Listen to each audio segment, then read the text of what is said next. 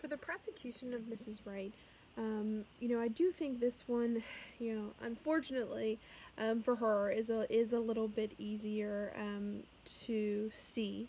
I would start off with the very beginning of the play when it's talking about Hale coming to, he's saying he was going to see Mr. Wright to ask about having a party line telephone put in.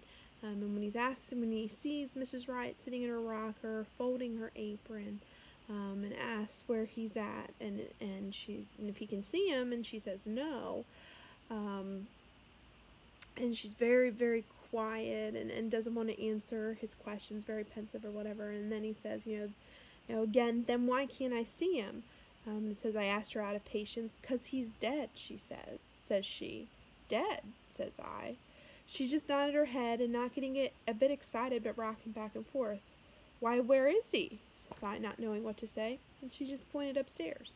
So you can tell that she's really not all that concerned about him being dead. No remorse, essentially. Who knows how long she was going to let him stay upstairs.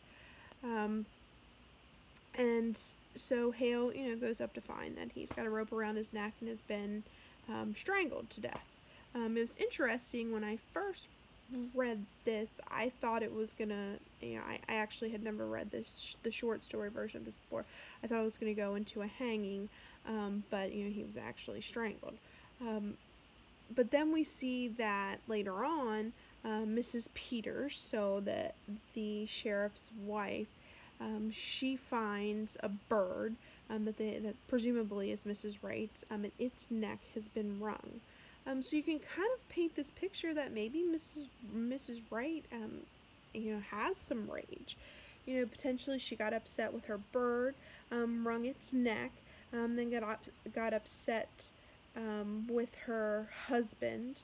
We see Mrs. Hale, her longtime friend, who said, she, come to think of it, she was kind of like a bird herself, real sweet and pretty, but kind of timid and fluttery. How she did change. So Mrs. Hale kind of sets the tone that Mrs. Wright, went from being this sweet little songbird to maybe not so much, and obviously could be very capable of killing her husband. The rope was theirs. They can't find anyone else who was upset with him. There was no evidence out in the barn. Everything points to who was in that house that night, and it was Mrs. Wright and Mr. Wright, and she claims that she didn't wake up.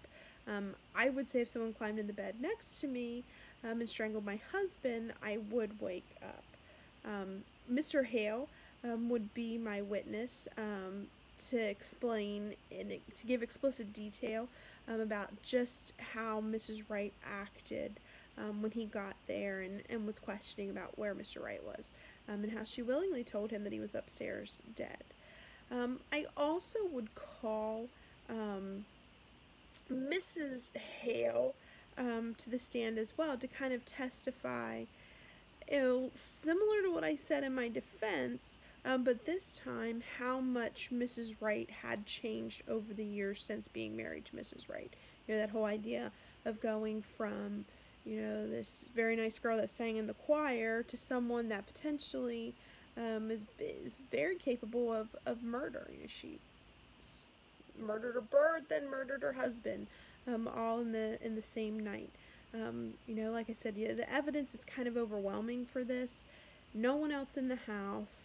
The rope was theirs. No evidence in the barn or on the farm.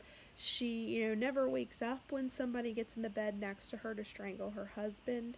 And also, she was unhappy in her marriage. It's been stated by not only Hale, but Mrs. Hale, about how, she had changed over the years. So that would be my prosecution of Mrs. Wright.